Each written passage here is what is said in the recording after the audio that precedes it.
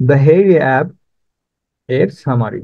The Hairy Ape is a modern drama where the dramatist presents the predicament of the modern generation. Hairy Ape হচ্ছে একটি modern drama যেখানে মূলত dramatist সেই সময়ের প্রেডিক্যামেন্ট বা দুর্ভোগ তুলে ধরেছেন, উপস্থাপন করেছেন। After the Second World War, there was lots of confusion and problems in the life of the young generation due to the social change. দ্বিতীয় বিশ্বযুদ্ধের পরে তৎকালীন সময়ে বিশেষ করে যুবক শ্রেণীদের মধ্যে এক ধরনের হতাশা তৈরি হয়েছিল, আর এর প্রধান কারণ হচ্ছে সোশ্যাল ডিসক্রিমিনেশন, সামাজিক বৈষম্যতার কারণে। The modern person is considered an isolated person who lives in the world of ego.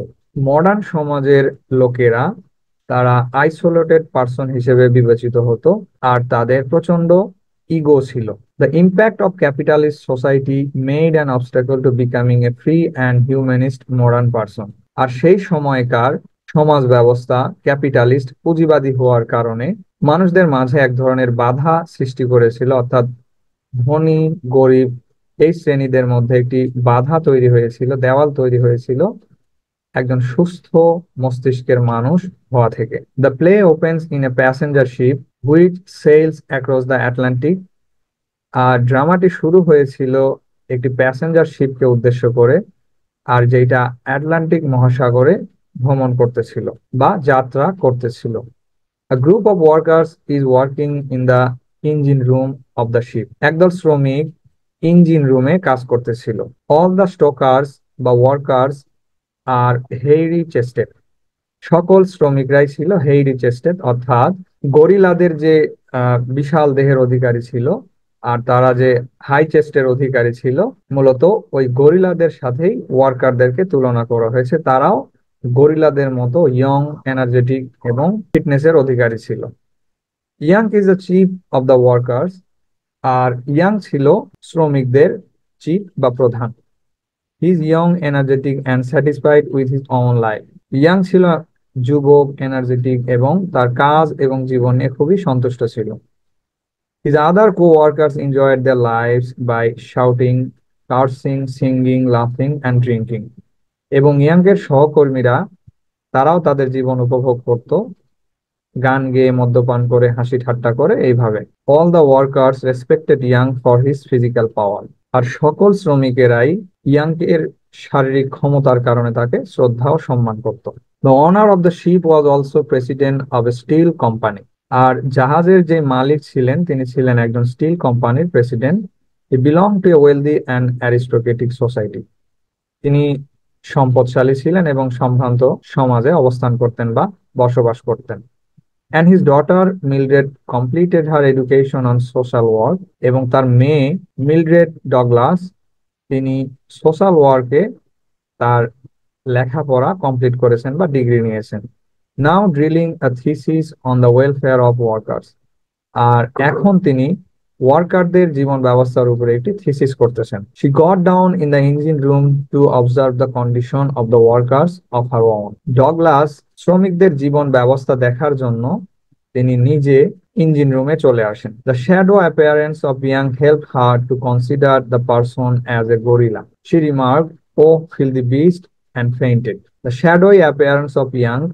ইয়াংকার যে শ্যাডোই অ্যাপিয়ারেন্স ছিল এবং তার যে বিশাল দেহের অধিকারী ছিল, এইটা দেখে মিলড্রেড ভয় পেয়ে সেই উক্তিটি করে ফেলে যে feel the beast.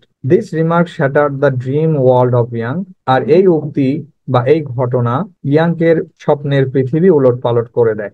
Suddenly he lost his own identity in this world. যেহেতু মিলড্রেড ডগলাস তাকে বিস্ট হিসেবে তুলনা করেছে বা গরিলা হিসেবে তুলনা করেছে, আর এই কারণে ইয়াং তার আইডেন্টিটি হারিয়ে ফেলে যে আসলেই কি আমি মানুষ না গরিলা।